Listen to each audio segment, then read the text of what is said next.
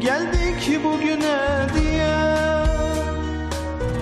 kimlerin sözüne, gittik genç ömrümüzde. Son Trend'in bu hafta yeni star adayını sizle tanıştırmak için ekrandayız. Kerküklü Türkmen Hüseyin Türkmen. Soyadı da kendisi gibi Türkmen. Sağ olsun yeni albümünü böyle hediye kutusuyla bize ilk dinletmek için getirdi. Değerli yapımcı, televizyonların duayenlerinden bir tanesi Murşit Aslan'la beraber kahvelerimizi de söyledik, yerimizi aldık. Hüseyin'le beraber yeni albümünü konuşacağız. Hüseyin, bizim programın şöyle enteresan bir şey var. Bugüne kadar star adayı olarak ben programda kimi çıkardıysam müzik piyasasında gerçekten çok başarılı yerlere geldi. İnanıyorum ki sen de çok başarılı olacaksın.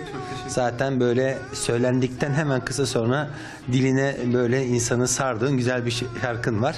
Ama tabii bundan önce senin albümünün bir hikayesi var. Hüseyin kardeşim İsveç'te, Stockholm'da yaşıyor. İsveç'ten buraya albüm yapmak için geliyor.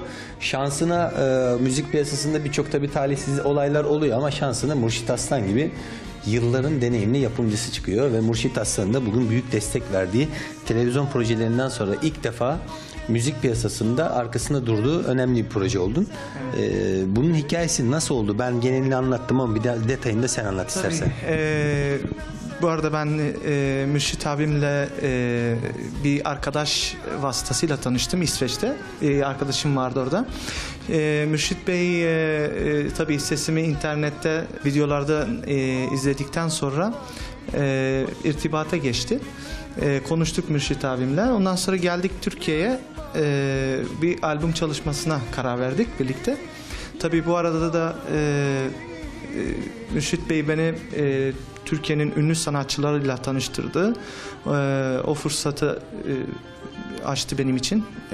Birisi Selami Şahin Bey, sonra Ahmet Selçuk İlkan. Türkiye'nin biliyorsunuz ünlü isimler. Ben de bu arada söz müzik yazıyorum.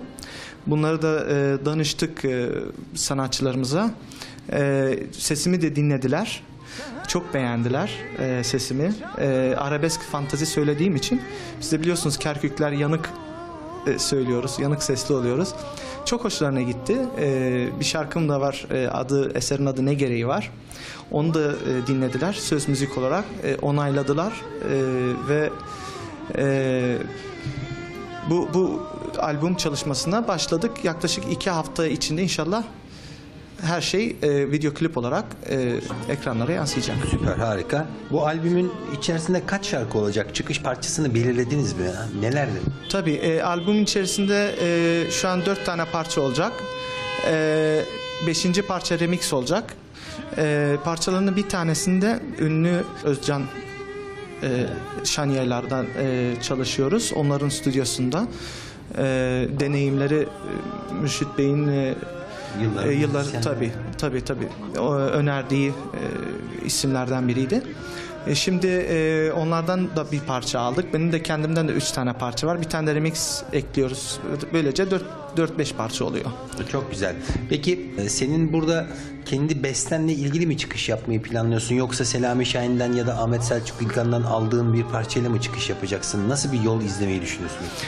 Şöyle, benim elimdeki parça da çok iddialı tabii. Bu ünlü isimler de bu parçamı da onayladılar, sevdiler söz müzik olarak da. Umarım kendi parçamla tanınırım Türkiye'ye. Çünkü tabii ki Ahmet Selçuk İlkan'ın parçası da, Selami Şahin Bey'in parçası da az değil tabii. Onlarla kıyaslamak istemiyorum parçamı ama yine de ben iddialıyım bu konuda yani. Peki bu iddialı şarkında bir de bizim program için şöyle küçük bir beytini söylesen, biz de buradan getirdiğin sürpriz albümün ilk çalışmalarını canlı olarak dinletsek. Olur. Söyleyeyim sizin için. Eserin adı, iddialı eserimin adı Ne Gereği Var. Seni benden siler oldum, eser oldun, duman oldun. Ardına hiç bakmaz oldun, ne gereği var, ne gereği var diye bir parça. Hakikaten de yanık bir şarkı, güzel. Sana hem albümüne başarılar diliyorum, hem çıktığın yolda İsveç'te ve Türkiye'de hem yaşantında hem de müzik albümü hayatında yolunun açık olmasını diliyorum. Çok teşekkür ediyorum. Bizden tanıtması, sizden seyretmesi, bu haftanın star adayını ekrana getirdik.